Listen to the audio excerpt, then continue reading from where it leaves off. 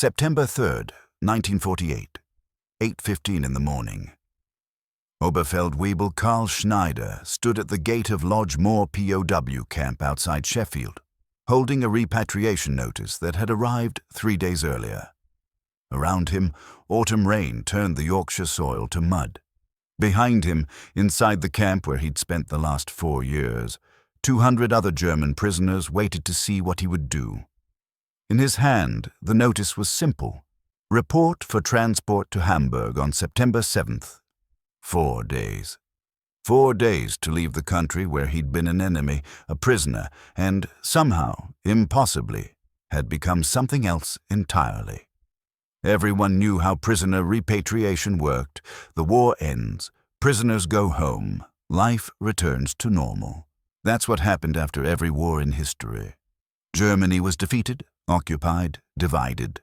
Britain was victorious, exhausted, eager to put the war behind. German POWs had been held in Britain since 1939, over 400,000 of them by 1945. Now, 3 years after victory, the government was finally sending them back. Simple, logical, expected. But Schneider wasn't going to the gate to board a truck. He was going to the gate to refuse, to tell British authorities that he wouldn't return to Germany, that he wanted to stay in Britain, that the country he'd fought against felt more like home than the country he'd fought for. What happened over the next 18 months would reveal something profound about defeat, about belonging, about what happens when war ends, but the human stories don't fit neat categories of victor and vanquished. About the moment when former enemies discovered they had more in common with each other than with the ideologies that had sent them to war. To understand why German POWs refused repatriation in 1948, you have to go back to 1945, to the moment when war ended and a different kind of survival began. May 8th, 1945. Victory in Europe Day. In London, crowds celebrated. In Berlin, Soviet soldiers raised their flag over the Reichstag. And in hundreds of POW camps across Britain, German prisoners waited to learn their fate. They'd expected execution, or at best, brutal captivity. Nazi propaganda had told them British would massacre prisoners. That defeat meant death. Instead, they found something unexpected: order. Proper camps with barracks, adequate food rations, medical care. Treatment that followed Geneva Convention guidelines. Not kindness. The British guards weren't friendly, but professional correctness.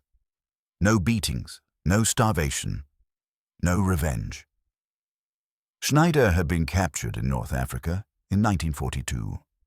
He'd spent 3 years in camps, first in Egypt, then transferred to Britain in 1944. He was 31, a career soldier who'd joined the Wehrmacht in 1934, who'd believed in Germany, if not necessarily in Hitler, who'd fought because that's what soldiers did. When the war ended, he expected to go home quickly.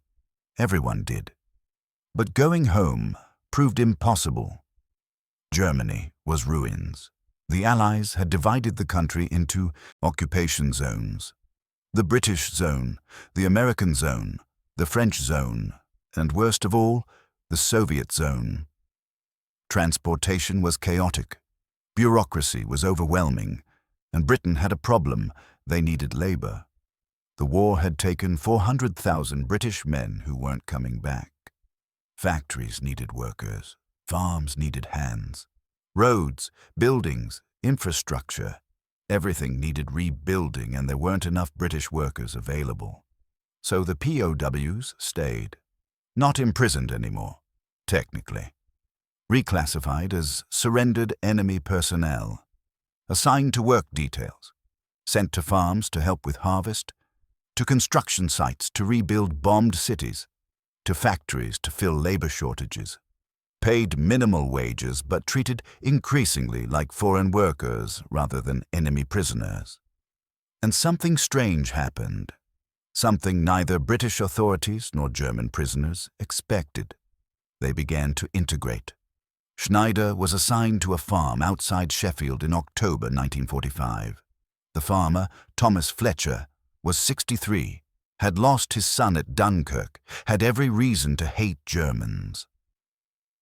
The first day Schneider arrived, Fletcher barely looked at him, just pointed to the fields, showed him what needed doing, walked away. They worked in silence for 2 weeks, Schneider doing what he was told, Fletcher watching with barely concealed hostility. But farms require cooperation. You can't harvest efficiently if one man resents the other. And slowly, through necessity rather than choice, they began to communicate. Basic instructions at first. Then questions about technique. Fletcher surprised that Schneider knew farming, that he came from agricultural family in Bavaria. Then, gradually, carefully, conversations about things other than work. "You fought in North Africa?" Fletcher asked one afternoon, 3 months after Schneider arrived. "Yes," Schneider said, his English still heavily accented but improving. "Captured near El Alamein." Fletcher nodded, didn't say anything for a moment. "My son died in France. 1940. "I'm sorry," Schneider said. "Meant it." "Not your fault," Fletcher replied, then added more quietly, "Not really anyone's fault. Just the war. It wasn't forgiveness, wasn't friendship, just recognition. 2 men who'd both lost things to a war neither had started, now working the same fields, trying to survive the peace." Similar scenes played out across Britain. In Nottinghamshire, a German POW named Ernst Weber worked in a coal mine alongside British miners who'd been told Germans were subhuman. The miners discovered Weber could sing, opera of all things, and started requesting performances during lunch breaks. In Scotland, a prisoner named Franz Mueller helped rebuild a church his own country's bombers had damaged. In Wales, POWs played football against local teams, and by 1947, some matches drew bigger crowds than professional games. The British government watched this integration with mixed feelings. On one hand, the labor was necessary. Britain's economy couldn't rebuild without it. On the other hand, fraternization between British civilians and German POWs created political problems. Labour MPs asked uncomfortable questions in Parliament. Why are we housing and feeding German soldiers when British veterans can't find work? Why are German POWs courting British women? Why are we treating former enemies better than we treat our own people? The War Office responded with regulations. POWs were restricted to their camps when not working. Fraternization with civilians was forbidden, officially. But enforcement was impossible. You can't prevent human connection when people work side by side every day. Can't stop friendships from forming when shared labor creates shared experiences. Can't maintain hatred when the enemy becomes familiar, individual, human. By 1947, many German POWs had been in Britain longer than they'd fought for Germany. They spoke English, had British friends, understood British culture. Meanwhile, letters from Germany painted bleak pictures. Cities destroyed, families displaced, food scarce, Soviet occupation brutal. Home had become abstract, an idea more than a place. And Britain, despite everything, had become familiar. Schneider received letters from his brother in Munich. The letters described devastation, 80% of the city destroyed, survivors living in rubble, the black market the only reliable economy. His brother wrote, "Don't hurry back. There's nothing here, nothing left." And Schneider, reading these letters in his barracks in Yorkshire, looked around at a camp that had electricity, heat, regular meals, and thought, I might be better off as a prisoner in Britain than a free man in Germany. He wasn't alone in thinking that. In January 1948, the British government announced that all remaining German POWs, approximately 25,000 still in the country, would be repatriated by the end of the year. No exceptions. The war had been over for nearly 3 years. It was time for prisoners to go home. The announcement created panic in POW camps across Britain. Not panic about going home, panic about losing what they'd built here. Schneider had been at Fletcher's farm for over 2 years. He'd learned British farming techniques, helped increase yields, become essential to the operation. Fletcher had started paying him a small wage beyond what the government required, had invited him to eat dinner with the family occasionally, had taught him to appreciate tea, that most British of rituals, had given him a radio so he could listen to BBC broadcasts and improve his English, and Schneider had fallen in love with Margaret Harris, a teacher from Sheffield who'd volunteered at the camp's educational programs. She taught English to German POWs. He'd been in her class for 6 months before they'd really talked. Another 3 months before that talk became friendship. Another 6 months before friendship became something neither of them had planned or could easily explain. She was 32, had lost her fiancé in the war, had sworn she'd never look at a German without hatred. But Schneider wasn't an abstraction, wasn't propaganda, was just a man trying to learn irregular verbs, who thanked her carefully after each lesson, who wrote essays about his childhood in Bavaria that revealed someone thoughtful, complicated, human. By late 1947, they were meeting outside the camp, technically illegal, both of them risking serious consequences. By early 1948, they were planning a future that seemed impossible if repatriation happened. When the repatriation order came, Schneider faced a choice. He could go back to Germany, to ruins, to poverty, to a country he barely recognized, or he could refuse. Could tell British authorities he wanted to stay, could risk everything on the slim chance they might allow it. He wasn't the only one making this calculation. Across Britain, German POWs weighed their options. Some were eager to go home, had families waiting, lives to rebuild, couldn't imagine staying in enemy territory. But others had found something in Britain they hadn't expected. Work, stability, relationships, a future.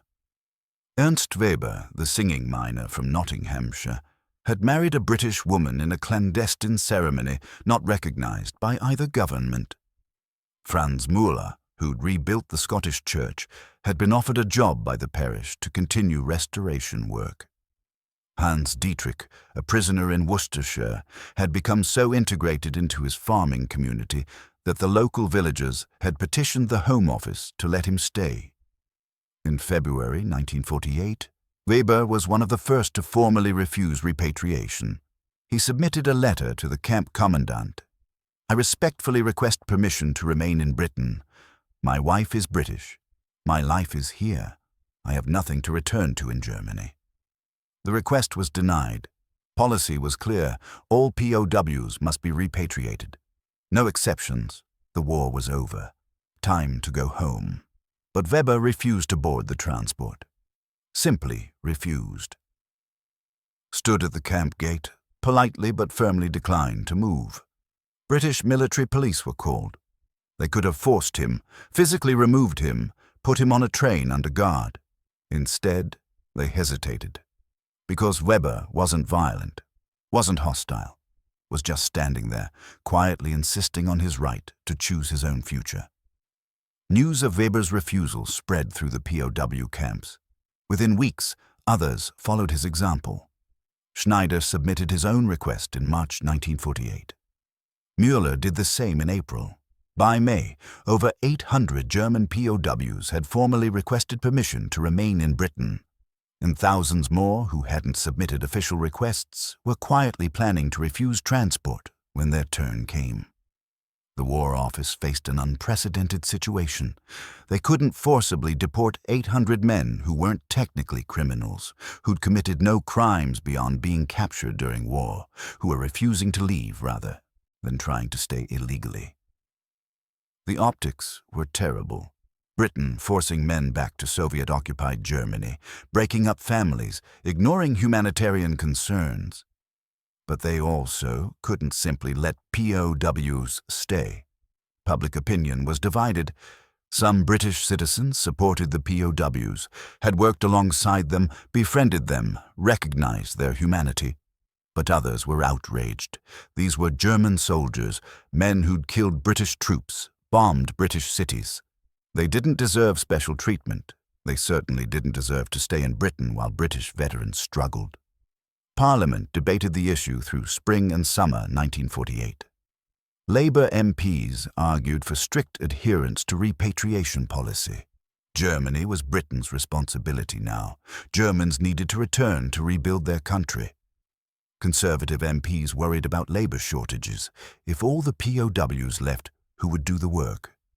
Liberal MPs raised humanitarian concerns. Forcing men back to zones of Soviet occupation could be death sentences. The debate was fierce, messy, complicated. No clear answers. Just competing priorities and moral ambiguities. Meanwhile, in the camps, German POWs waited. Schneider continued working at Fletcher's farm, continued seeing Margaret in secret, continued hoping that somehow, impossibly, he'd be allowed to stay. He wrote letters to his brother explaining the situation. His brother wrote back, "Do what you must. There's nothing for you here anyway. At least in Britain you have work, food, a future. That's more than most Germans have." In August 1948, the War Office announced a new policy. German POWs could apply for permission to remain in Britain if they met specific criteria. They must have been employed continuously for at least 18 months, must have British employers willing to sponsor them, must pass security screening, must agree to restrictions on their movement and employment. It wasn't amnesty, wasn't citizenship, was barely toleration. But it was a crack in the absolute policy of repatriation. A recognition that reality was more complicated than bureaucracy had anticipated. Schneider applied immediately. Fletcher wrote a letter supporting his application. "Karl Schneider has worked on my farm since October 1945. He is reliable, skilled, hard-working. I need his labor to maintain operations.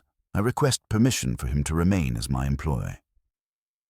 The application went to a review board. Schneider was interviewed by War Office officials, who asked him why he wanted to stay. He told them about Margaret, knowing it might hurt his chances, knowing fraternization was officially forbidden but unable to lie.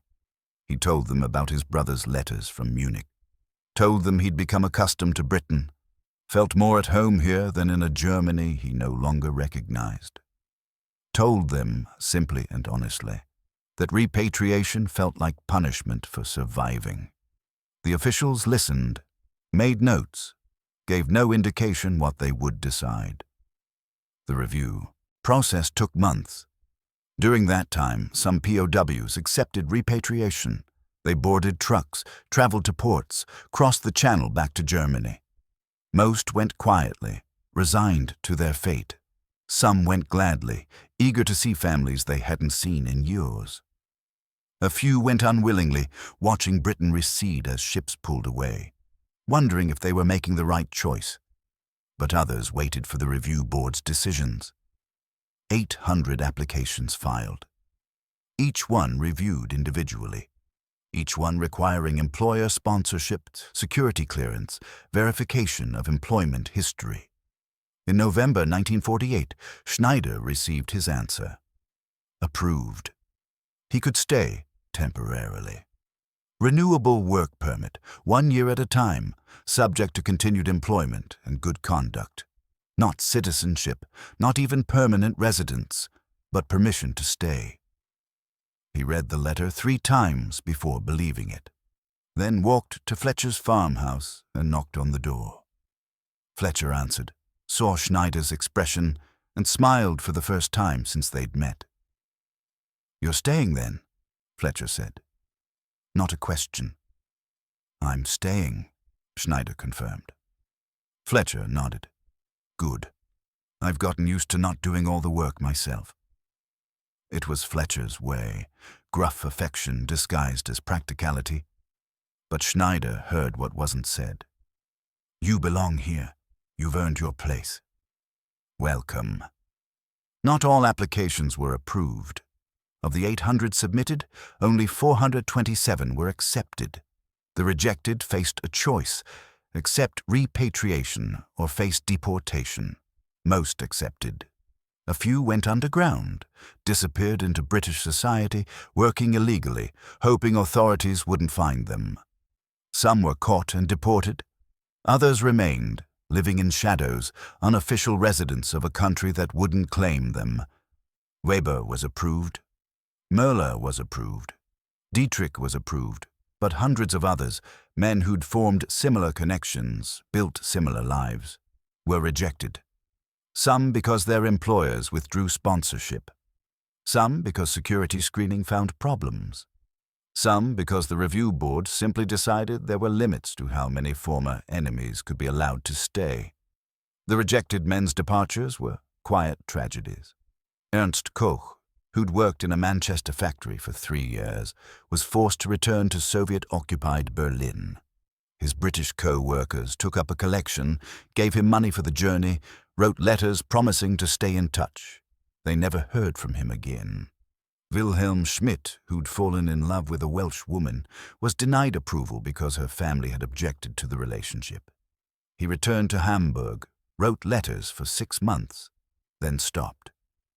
She never knew what happened to him. These weren't dramatic separations, weren't cinematic moments of torn lovers on train platforms. Just men quietly leaving, taking trains to ports, boarding ships, crossing back to a country they'd fought for and lost. Back to lives that would never match what they'd built in Britain. The men who stayed faced complicated futures. They had permission to remain, but not acceptance. British society in 1948-1950 wasn't ready to embrace former German soldiers. Some communities welcomed them, places where they'd worked for years, where individuals were known rather than feared. But others remained hostile. The war was too recent, the losses too fresh, the hatred too real. Schneider and Margaret married in 1949. The ceremony was small. Fletcher attended. A few of Margaret's friends, none of Schneider's family who couldn't travel from Germany. Some people in Sheffield stopped speaking to Margaret when they learned she'd married a German. Others congratulated her quietly, privately, while maintaining public distance. Schneider continued working at Fletcher's farm, eventually became farm manager when Fletcher's health declined, bought his own small property in 1955, became a British citizen in 1959. Changed his name to Charles Schneider, keeping his heritage but anglicizing the pronunciation. Lived the rest of his life in Yorkshire, never returning to Germany, never forgetting where he came from, but never quite feeling German anymore. Weber became a British citizen in 1958, worked in the Nottinghamshire mines until retirement, raised 3 children who spoke English with Yorkshire accents and German with an accent their father's family wouldn't recognize. Muller stayed in Scotland, finished restoring the church, helped restore 3 more, became something of a local legend, the German prisoner who stayed to rebuild what his country had destroyed. But these were the success stories, the visible ones, the ones that worked out. For every German POW who integrated successfully, there were others who struggled. Men who stayed but never quite belonged, who faced discrimination in employment, suspicion from neighbors, barriers to advancement. Men who looked British but spoke with accents that betrayed their origins, who had to explain again and again why they were in Britain, who carried guilt about being prisoners, about surviving when so many hadn't, about building lives in enemy territory while their countrymen starved in ruins. And for the men forced to return, the 400 rejected applications, the thousands who didn't apply, the ones who went back because they had no choice, history is mostly silent. They returned to a Germany that didn't want to hear about life in Britain, returned to communities that viewed collaboration with the enemy as betrayal, returned to a society trying to forget the war, trying to rebuild, trying to move forward without dwelling on the past. Some adapted, found work, rebuilt lives, integrated into the new Germany being constructed from ruins. Others never quite readjusted. Men who'd spent years in British POW camps, who'd learned to prefer tea to coffee, who'd adopted British mannerisms, who'd become comfortable in a society that had treated them better than their own government, ever did. They became ghosts, men physically present in Germany, but mentally still somewhere else. The British government maintained the work permit system until 1952, when it was replaced by more standard immigration procedures. By then, most of the German POWs who'd stayed had either left or committed to permanent residence. The camps were closed, converted to other uses, or demolished. The War Office files on POW repatriation were sealed for 50 years. In 1998, when the files were finally opened to historians, researchers discovered the full scope of what had happened. Not just the 427 approved applications they'd known about, but another 1,600 German POWs who'd stayed illegally after 1948. Men who'd slipped through bureaucratic cracks, who'd remained in Britain without official permission, who'd built lives in the margins of society. Some had eventually regularized their status.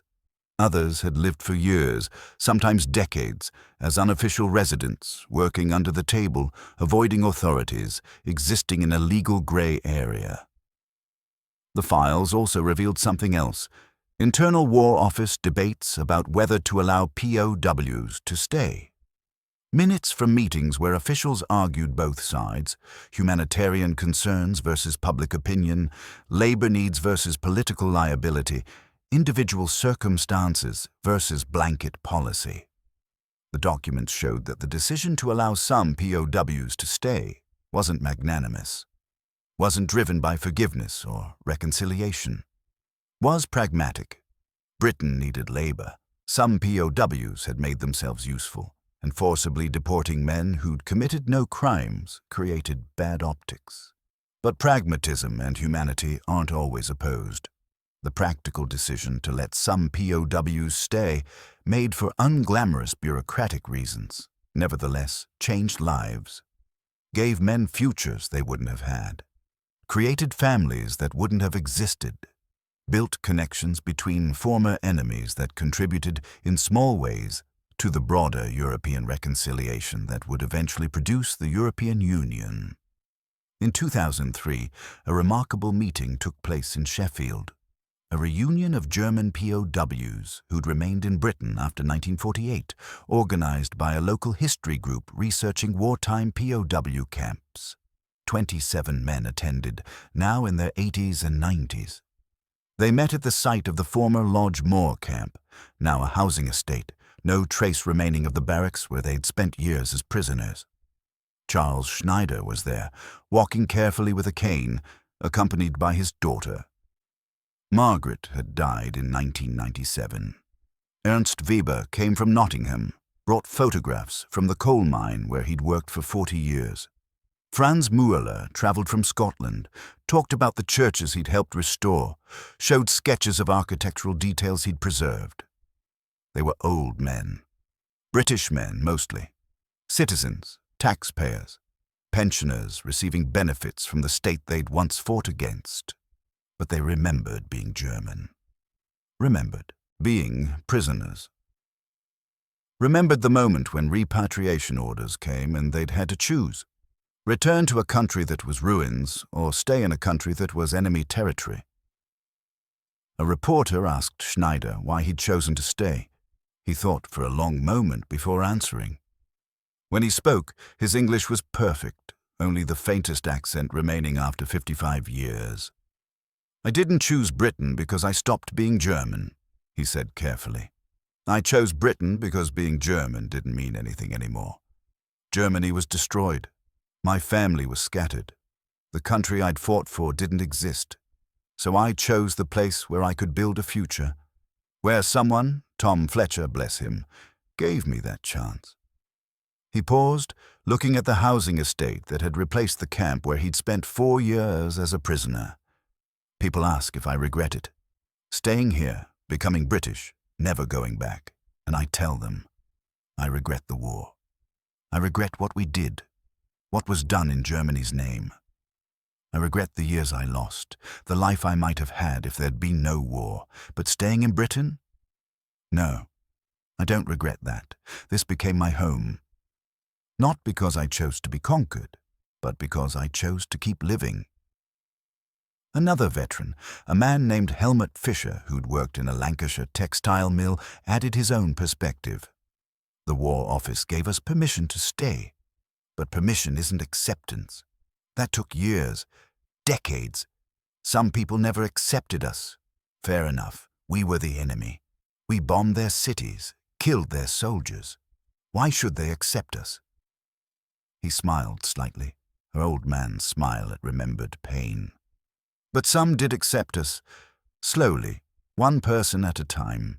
A co-worker who shared his lunch, a neighbor who invited us to Christmas dinner, a woman brave enough to marry a German when everyone told her she was mad. Those people, they're why we stayed. Not the War Office policy. The people who looked past the uniform, past the accent, past the hate, and saw just a person. Someone trying to survive. Someone worth knowing. The reporter asked about the men who'd been forced to return, the 400 rejected applications, the thousands who hadn't applied, the ones who'd wanted to stay but couldn't. The room went quiet. None of them had forgotten their comrades who'd been repatriated against their will. Men they'd worked beside, befriended, who'd been on transport lists and disappeared back to Germany. Some they'd heard from later, letters describing difficult adjustments, struggles to find work, complex feelings about being back in Germany. Many they'd never heard from again. "We were the lucky ones," Schneider said quietly. "We got to stay, got to build lives here. But for every one of us who stayed, there were 5 who wanted to but couldn't. They went back because they had no choice. And I've never forgotten that. Never forgotten that my life here, my marriage, my children, my citizenship, I got those things partly through luck. Right, employer, right timing, right review board decision. If any of those had been different, I'd have been on a ship to Hamburg like the others." He looked around at the assembled veterans. Old men now, British in accent and habit, but German by birth and memory. Men who'd made lives from circumstances they never chose, who'd built futures from the rubble of defeat. "They want us to be a story about reconciliation," he said, "about how former enemies became friends. And maybe we are that, partly. But it's more complicated. We stayed because going back was impossible. We became British because being German was impossible. We made the best of being prisoners because we had no other choice. That's not a story about reconciliation. It's a story about survival, about making do with what life gives you when it takes away everything else." The reunion ended. The old men dispersed, returning to homes scattered across Britain, to families who knew them as grandfathers and neighbors rather than former German soldiers. Most would die within the next decade. Schneider in 2005, Weber in 2008, Müller in 2011. The last surviving German POW who'd remained in Britain after 1948 died in 2019 at the age of 97. Their story isn't one Britain tells often, doesn't fit comfortable narratives about victory and defeat, about clear lines between friend and enemy. It is too messy, too complicated, too human. Because the truth is that some German POWs refused to leave Britain not because they loved Britain, but because they had nowhere else to go. And Britain let them stay not because of forgiveness or reconciliation, but because it was practical and because forcibly deporting people created problems nobody wanted.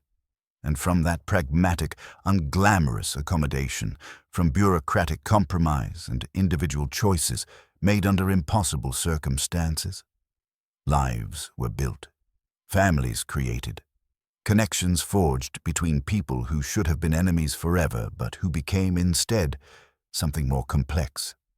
Not quite friends, not quite countrymen, but people living in the same place, working the same jobs, surviving the same peace that was, in its own way, almost as hard as surviving the war. That's the real story, not about grand gestures or noble sentiments, about small choices. A farmer deciding to treat his German worker like a human being. A woman choosing to love a man despite his accent. a review board official stamping approved on an application when they could have stamped denied. A POW standing at a gate, holding a repatriation order and deciding, no, I'm staying. Even though it's complicated, even though people will hate me, even though I don't know if this will work, I'm staying. Because sometimes that's all you can do when history takes away your choices. You make the one choice remaining. You stay or you go. You build a future from whatever materials are available. You survive. And if you're lucky, very lucky, you find people who will let you. That's not reconciliation. Not really. It's something smaller and more precious. It's recognition. Recognition that enemies can become neighbors, that prisoners can become workers, that defeat doesn't mean the end of everything, that sometimes, in the rubble of what was, you can build something that wasn't planned or expected, but turns out to be worth building anyway. The camps are gone now, the barracks demolished, the records sealed or lost, but the lives remain. Children and grandchildren of German POWs who stayed, scattered across Britain, mostly unaware of how their families came to be here. Living quiet, British lives, speaking English without accents, integrated so completely that their German heritage is just family history, barely worth mentioning. That's how it ends. Not with declarations or ceremonies, with forgetting, with time doing what policy couldn't, erasing the lines between victor and vanquished, between British and German, between prisoner and citizen, until all that's left are people, just people, living their lives, surviving their pasts, building futures that nobody in 1945 could have imagined or predicted. That's the lesson, if there is one. Not about nations or policies or grand historical forces. About people. About how, given enough time and enough necessity, enemies become neighbors, how prisoners become workers, how foreigners become familiar, how the categories we use to divide ourselves dissolve when confronted with the mundane reality of living in the same place, year after year, until the past becomes just the past and the present is all that matters. In 1948, German POWs stood at gates across Britain and said, "We're staying." And Britain, reluctantly, pragmatically, grudgingly, said, "Fine, stay. But not because we forgive you, because it's practical, because we need the labor, because deporting you creates problems." And from that unglamorous compromise, families were born, lives were lived, futures were built, not because anyone planned it, not because it was right or just or noble, but because sometimes, when you take away every other option, people find ways to survive, to adapt, to become, against all logic and expectation, something new. That's the real story, the one that doesn't fit comfortable narratives, the one that reveals how messy and complicated and human history actually is when you look past the grand narratives and see the people making impossible choices in impossible circumstances. They stayed. Britain let them. And somehow, impossibly, tragically, hopefully, it worked.